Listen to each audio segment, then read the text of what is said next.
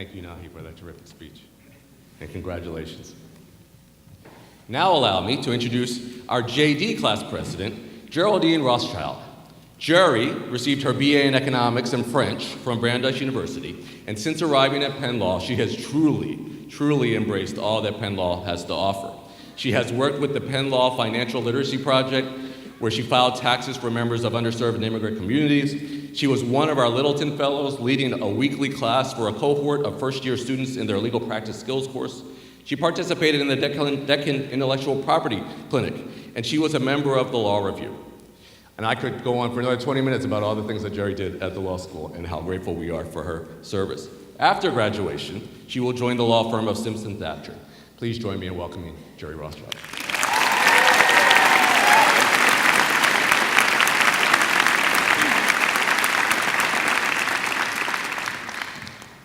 Good morning, everyone. Before beginning my speech, I would like to thank all those who have made this event possible and all those who have made the trip here today.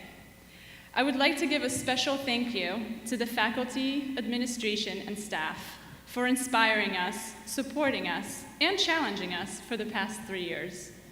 You create the collaborative and collegiate environment that all of us were able to grow in and excel in over the past 3 years. We are so privileged for the education we have received. Thank you on behalf of the class of 2015.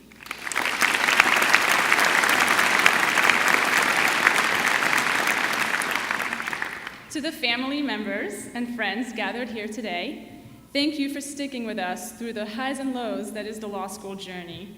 The graduating class is so grateful for your love and support, which has brought us to this moment.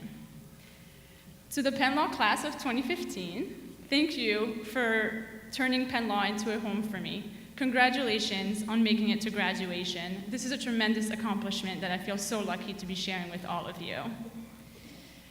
Today, I would like to take a few minutes to reflect on the past 3 years. Though they have flown by, the past 3 years have been filled with important events. Our class has seen the world change around us in both negative and positive ways. In terms of the negative, all of us were shaken by the events that took place in Sandy Hook, Connecticut, and in Boston during the marathon bombing. Many in this room were impacted by Hurricane Sandy. Flights around the world went missing. The Ebola epidemic reached the United States. And most recently, Amtrak train 188 derailed just several miles from our campus. But on the brighter side, New York's One World Trade Center officially opened 13 years after the September 11 attacks. Technology continued to advance. For all the Apple lovers out there, I see a couple apples in the audience. The iPhone 5 and 6 were released, as well as the new Apple Watch.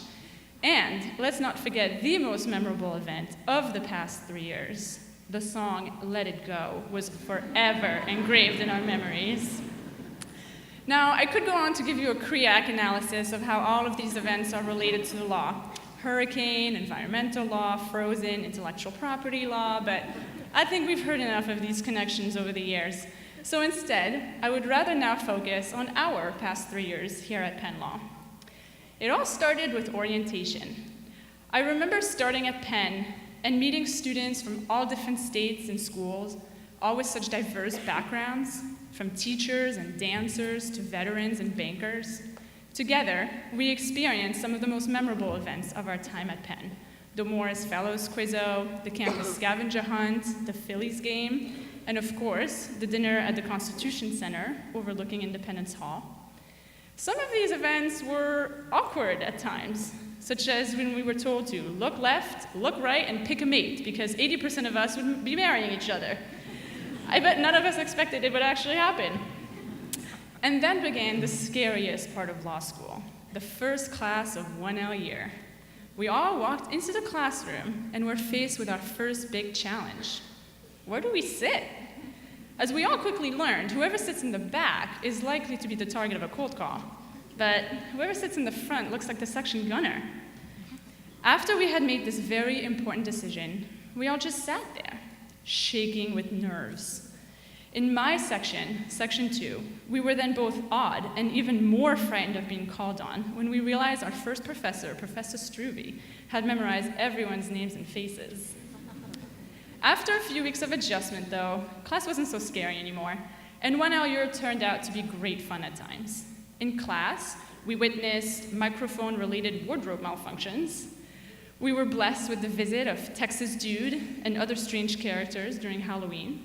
And some of you even had the time to master the skill of keeping a poker face on while having funny G-chat conversations while the rest of the class discussed the difference between first and second-degree murder. Outside of the classroom, we got to know each other at bar reviews, birthday dinners, barrister's ball, etc. 2L and 3L years were just as special. We started 2L year all suited up in the Lauder Institute building for OCI. We all ran frantically from interview to interview, looking only once in a while when we spotted someone who had disobeyed CPNP's orders by wearing a bright-colored shirt or tie. After that, we volunteered a lot of our time to better the surrounding Philadelphia community through our involvement in pro bono and clinics. We bonded over missing commas and misformatted signals through journal work. We continued to enjoy all of the social events that the law school had to offer. We squeezed ourselves like sardines in the Fitz Auditorium to see Justice Kennedy. We played corn in the hole with professors and deans at the CSR lawn parties. We enjoyed the Lambda Halloween parties, just as mad doctors, Girl Scouts, professional soccer players, and my favorite, Belle and Gaston. Importantly, we also shared our love for the school with admitted students during Admitted Students Weekend, which I love to help plan with my post-acceptance committee colleagues. This year specifically, we really came together as a class. We cheered on the Sixers, enjoyed a sunny afternoon at Frankfurt Hall, ate a traditional Penn Law meal, that's pizza and beer, at the 95% party, danced the night away at the 3L LLM prom, and played highly competitive softball against some of our favorite professors and staff members at the graduating student faculty softball tournament just this past Wednesday. We lost. On a broader scale, this graduating class has witnessed the evolution of Penn Law as well. We were the first Penn Law class to enjoy the new state-of-the-art Golkin Hall for all 3 years of law school. We benefited from a few years with the large lawn across from Silverman before it underwent construction. We had the privilege of being led by not one, but two amazing deans, Dean Fitz and this year Dean Pritchett. Finally, we are the last class to benefit from the wonderful presence of Dean Gary Clinton, again for all 3 years of our time here.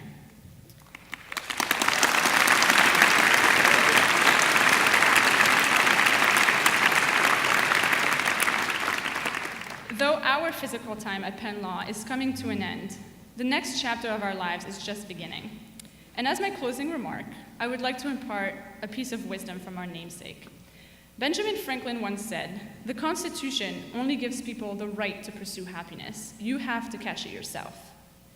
Many of us will be headed to big law firms, in-house positions, government jobs, or clerkships. Others have chosen the path of public interest, and others still are already done being lawyers. But regardless of where you are heading, make sure to use your law degree to do something that is fulfilling to you, that fills your life and hopefully those of others with happiness.